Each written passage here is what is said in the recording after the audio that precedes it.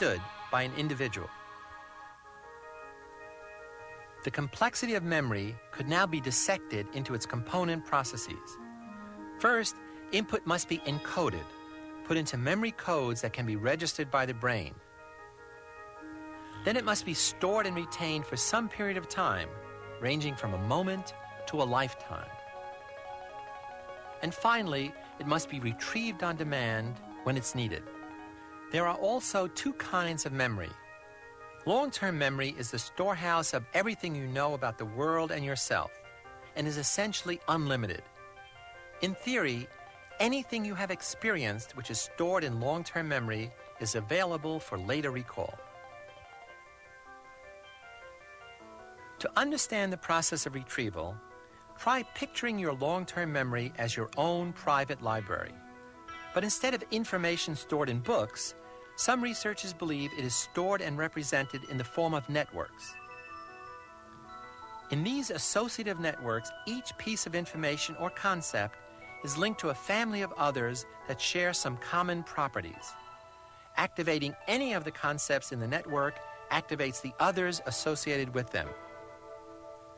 This activation process spreads automatically and rapidly, not only within networks, but also across to others that are linked in any way meaningful to the individual. In order for me to become consciously aware of the outcome of this activation process, in order for me to identify and understand what's going on around me, something more than long-term memory is needed. That's because long-term memory is like a passive storehouse of information and not an active information dispatcher. So we need a second memory system. We need a short-term memory.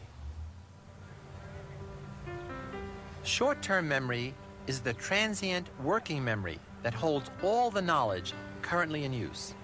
All new information, those things we're paying attention to right now, must first pass through this narrow channel. And the information we retrieve from our long-term memory must also pass through here for inspection. But short-term memory has two major limitations. First, only a small amount of information can be held there. And second, the information can only be held for a short amount of time. It fades as soon as we shift our attention elsewhere. The new always pushes out the old.